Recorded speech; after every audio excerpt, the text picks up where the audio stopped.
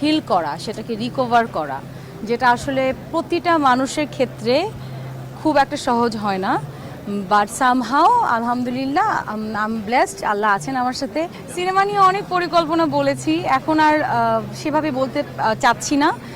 Cinema নিয়ে পরিকল্পনা যখন হবে তখন আপনাদেরকে সবাইকে দাওয়াত দিয়ে দেব। আমি একটা প্রশ্ন করি।